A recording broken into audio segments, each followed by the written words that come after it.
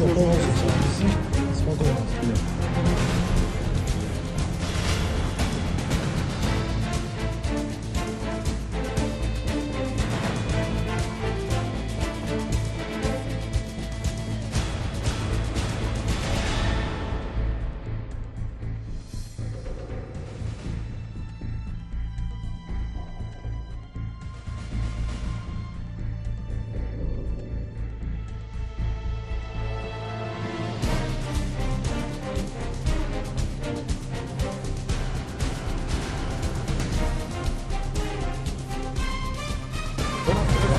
bir şey getiremedim. Yani hastanelerin yol işini hep herkes çıkartıyorlar.